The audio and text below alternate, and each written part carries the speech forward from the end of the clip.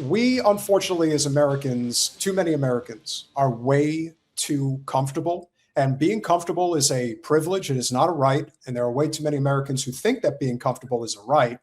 Uh, we need to do everything we can to kind of put all the pieces together so people can see it. And the one piece that I am 1,000% convinced of now, and probably always was from the very beginning, is that Charlie Kirk was assassinated on behalf of, if not outright by, Israel. And what was the reason? There was always this question. Can you believe that people actually deny that? I think a lot of people deny things that they just don't want to face. I think that there is a denial in, listen, I put out a post on social media the other day that has cost me a nice chunk of money. Why? Because somebody that I was working with in commercial real estate decided to sever the relationship because he doesn't like the fact that I don't support Israel. Okay, well, you know what? That's the price you pay sometimes. And that's a very small price to pay compared to somebody like Charlie Kirk, who, despite my disagreements with him on a number of political issues, also agreed with him on others. I would say this: if you were ever wondering what was the primary driver as to why he needed to be removed, if you ask me, this clip, which was done shortly before he was removed, this is the reason. We put them in power. We displaced the Shah. We displaced the democratically elected leader Mossadegh and put in the Shah, which then, of course, led to the Ayatollahs of Iran.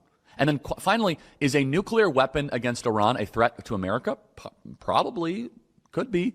A threat to Israel, but is it a threat to America? I mean, India has nuclear weapons. Pakistan has nuclear weapons. So is it worth a potential another war with Iran? And the people that are, let's just say, advocates for preventing Iran from getting a nuclear weapon by all means necessary, they're the same architects that were perfectly fine with the Iraq War, the same designers of the Iraq War.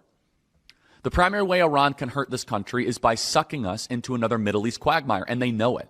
And Iran would have the potential to be the worst Middle East quagmire of all time. Iran has 90 million people. That's more than 3 times as big as Iraq was when we invaded 22 years ago. I want to pause it there because I'm sure, like me, you have either people that you know personally that either fought in the Iraq War, or you even know people that died. Absolutely. Yep. And I know both. And if they think they have any clue what they're getting themselves into, this will be Iraq times 10. This will be worse than Normandy, worse than the beach scenes. This will be worse than Vietnam. I don't know if you've been over this on your show or not, but Iran, to try to get in there, boots on the ground, first of all, you're not going by water. Iran has the waterways locked down. The Strait of Hormuz is closed. You're sitting ducks out there. How about the mountains? Try to come in. Yeah, the mountains. If you try to airdrop in there, do you remember how we fared in Afghanistan in the mountains, going in and out of caves, trying to find Osama bin Laden? Heavy air quotes here. Our people were wasted. I mean, we lost so many thousands of lives just by trudging through the mountains looking for the boogeyman. Whether or not we actually were or not looking for this guy, I don't know, but that's what the troops were told. And then you have the desert of Iran. Well, we know that human life and weapons and equipment and machinery don't fare very well for extended periods of time under those desert-like conditions. And so, I mean, I remember the Iraq War. My family members were sending troops that we know condoms, and it wasn't because they were having sex. It was to put them over the barrels of their firearms to keep the sand from going in there, because so many misfires were happening on the battlefield that these, Marines and that these soldiers were being killed because their weapons wouldn't fire. But the enemy already knew that because this is their homeland. They deal with this every day. Well, the same thing in Iran. And then, of course, you have the urban areas. These Iranians don't want to be liberated. They don't want anything that the American war empire has to offer. They don't want anything that the Israeli, American, what appears to be a mass murder machine and an operation of sheer terror. They don't want anything that we have to offer. What did we do in Afghanistan for 20 years? We looked the other way while warlords had their way with little boys and taught the importance of transgenderism to Pashtun tribesmen and then just left, leaving billions of dollars in equipment behind. And mind you, the people that we were supposed to be fighting, our arch enemy, are now siding with Israel against Iran. What do people think is going on in Ukraine right now? It's like, if you can't put two and two together, it's incredible. I mean, the other thing that I think a lot of people forget about Ukraine, and one of the reasons why this is still going on, where does a substantial portion of the ethnic background of the Israelis actually come from? They come from Poland and they come from Ukraine. That is, and Russia. This is where they come from. They're not native to the land. And so when you think about how all of these, our foreign policy is so interconnected. I mean, listen, Israel is the eye of the hurricane, but it is incredible how many different components all manage to fit together like a puzzle. If you really look at it objectively, where you realize that all of the intentions for global domination have so much to do with all of this. And the second somebody at the level that Charlie was at gets in the way of it, oh, they'll kill people. What are you, crazy? Of course, because he was talking to military-aged young men. At TPUSA events, they would leave the event, walk into, in many cases, just right in the lobby or the foyer area, and there would be the Marine Corps recruiting table and the Navy recruiting table, and they would sign up to go. I was at an event in Tampa, and that's exactly what was. I mean, I just happened to be there for business, and I just was like, you know what? I'm here. He's having the event. I'm going to check it out. Doing Honestly, something that nobody else out here is doing with a platform, and that is because of the way that he was captured at such a young age. You know, I've said this before. I know a lot of people have probably heard this, but I think it's really critically important actually to understand that Charlie Kirk, in my opinion, was living a real-life Truman Show because he was captured when he was very young. Jen says the exact same thing. All of these people were put into his life, including his best friend, which was Don Jr., and Mikey McCoy. Mikey McCoy, by the way, one of the people who dragged him to the Hamptons to sit there in that struggle session with Bill Ackman and be pressured. And when he wouldn't give way to the pressure, Benjamin Netanyahu, the sitting prime minister of a foreign country, phones in and offers $150 million, to which he said no. They knew that they had lost him. But like up to and including his wife. And so with this, BFF relationship that he had with Don Jr., they were so close, in fact, that when Don Jr. went to, I think it was Iceland, to go fishing, he could bring one person with him. He brought Charlie Kirk. That put him, Don Jr. was the conduit to all of the Jewish billionaire donors that Donald Trump openly talks about his dad doing business with, prior to Donald Trump even getting into the real estate business. And he, jokes around about how his dad, really preferred $3 per square foot properties in Brooklyn versus the $1,000 per square foot properties in Manhattan. But then Trump's like, well, we had a lot of fun in Manhattan. No, over the years, we had a lot of fun. It was great. Well, listen, we made a lot of money. We did a really great job.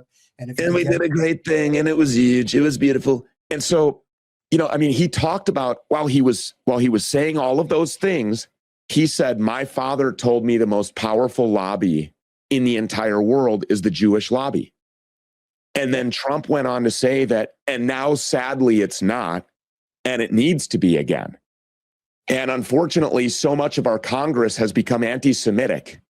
So when you say that this is, a quest for world domination, it's not about the United States. It is about a group of people who realize that they have a headquarters where they can house all of these munitions for war, where they can print money, where they can control various institutions throughout the West, whether it's academia, music, Hollywood, in governments throughout the West, in all of the unelected bureaucracies, and then in all of these NGOs. And then, of course, you have conservative think tanks like the Heritage Foundation, who put out this 34-page Project Esther. I don't know if you have read that. Have you read Project Esther? I haven't. I've heard of it. I know a little bit about it. It's on my desk because it is absolutely, for your audience, guys, I'm telling you, this is probably some of the most important reading that you could do right now. 34 pages. This is the blueprint for everything that you are seeing here in America right now as it pertains to digital enslavement or imprisonment, virtual, financial, the task force in Florida. Believe me, that's not going to be just in Florida. That is going to be federally pushed and adopted by all 50 states in this union. This is what they mean when they say 50 states, one Israel. They mean that all 50 states will be controlled by one foreign nation. And when you have the Department of War head, the Secretary of Defense, standing at the Pentagon and saying, this is Israel's mission and we are carrying it out flawlessly, you have to believe them when they say this. This was always a war for Israel. The boots on the ground are for Israel. Iraq was for Israel. Libya was for Israel. Syria was for Israel. Muammar Gaddafi, Bashar al-Assad, Saddam Hussein, the BRICS nations that we have been saber rattling with, Venezuela, where Trump apparently, I guess, is the interim president. And Delcy Rodriguez is just like, and, the Paul Singers who, the background there is Paul Singer acquired Citgo, which is the American arm of the Venezuelan oil industry. Yeah. And he did it in a Delaware court presided over by an APAC judge. So as a vulture capitalist, he forced this stress, at gunpoint sale of Citgo. Well, in order for him to realize hundreds of millions of dollars in profits, he has to control the flow of that oil. And he can't do that if the Venezuelans are a sovereign nation, that operates with a nationalist type of point of view in the best interest of their people, in the best interest of their country. I know that sounds like a weird idea in 2026 in America, but they had to go in there and take out Nicolas Maduro because Nicolas Maduro wanted to nationalize his oil. And why wouldn't you? So they can't have that. Saddam Hussein wanted his own, form of monetary exchange. That's why they took him out. That's why they have been agitating with China and Iran and Venezuela and Russia, these BRICS nations. And Venezuela wasn't officially and isn't officially a BRICS membership nation, but they've been up for a vote twice. Neighboring Spain, which we know who they're sold out to, they vetoed it both times. But Charlie Kirk, you're absolutely right. And when he started to get to a point where he was openly opining on the air, not only just on his show, but on other people's show with Candace Owens, with Megyn Kelly, with Ben Shapiro. And he was saying, this is a problem that has been created by secular Jews, and now it's coming for Jews. And they're like, what happened? Exactly. Because again, and let's finish out what Charlie said, but you bring up a really good point. We'll get to that after we finish with Charlie. It's larger than both Afghanistan and Iraq combined, both in population and in area. Iraq was at least mostly a flat country. It's a bunch of cities along a couple rivers, the Tigris and the Euphrates. Iran isn't like that. It's almost all mountains. Iran has spent decades preparing specifically for war with the United States. Their military has lots of weapons designed for fighting a much stronger adversary. They have a lot of drones, a lot of speedboats, a lot of cheap, expendable weapons. They're far more formidable than Iraq or the Taliban were. And I seriously want your thoughts. Email me, freedom@charliekirk.com.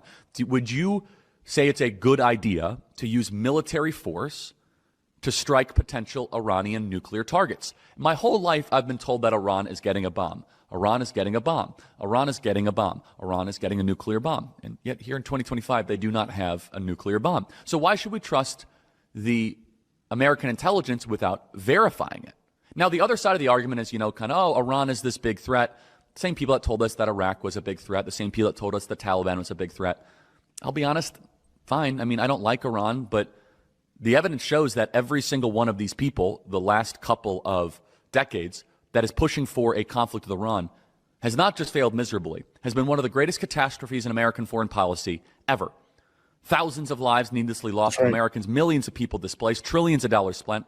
Yep. And let's be honest, at this particular moment, we cannot afford this war. We are economically vulnerable. There is massive de-dollarization happening. We're trying a difficult manufacturing pivot with tariffs. We've seen the rise of the Chinese Communist Party. We blew our military reserves in Ukraine. And now is the time that all of a sudden we want to try to get involved in another endless conflict. Let me be clear. It will not end with just military strikes. That's right. If you strike Iran on the interior, you will have a war. That is an act of war. And if that's what you want, that's fine. Make your case. What do you mean it's an act of war? It's not just a special military operation?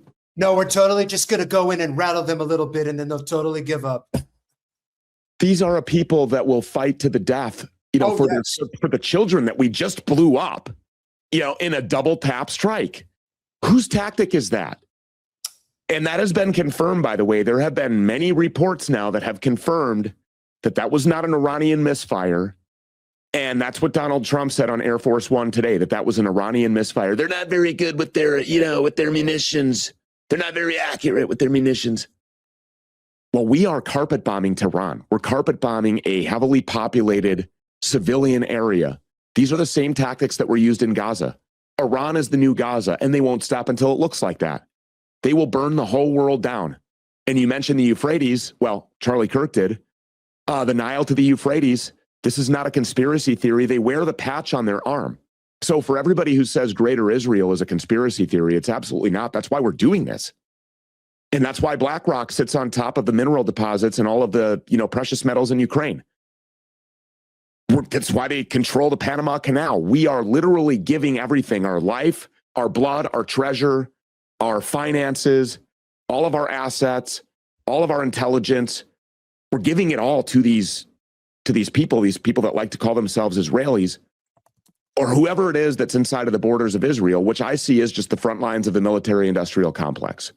That's all it is. It is a land swath that was purchased for this purpose right here, which is to wage these forever wars all over the place. And Charlie Kirk was exactly right. The forever war lobby in 2015, Donald Trump, or maybe 16, Donald Trump said of Lindsey Graham, he would be in the Middle East. Maybe it was even 2019. Lindsey Graham would be in the Middle East for the next 1,000 years if he could. I want to get out of the Middle East. Well, his paymasters say, excuse me, Donnie, you're not doing that. His paymasters, he's not calling the shots here. This is AIPAC's $250 million man. And in every other way that somebody could be compromised, in every other way that you could have somebody by the balls, they do. These are the same people who hold all of the notes on every single one of Trump's properties and real estate investments. If they were to just increase, his interest rate by a quarter basis point, they would bankrupt him. Yeah. There are so many different ways that this guy's compromised, and you don't even have to touch the Epstein files where he's named 37,000 times and then says that he's exonerated by them. I've read them. I see what's in there. Of course, I haven't read the 3.5 million, but there's still 6 million pages that we're never going to see, and we've been promised that we're never going to see them.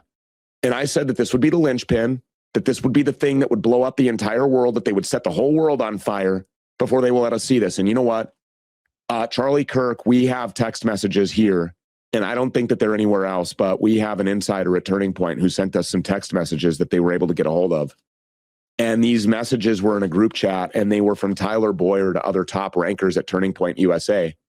And just leading up to, not long before Charlie Kirk was murdered, Tyler Boyer was showing quote unquote concern. He said, I was concerned that Charlie Kirk is about to go quote ballistic on Trump over Epstein and wars.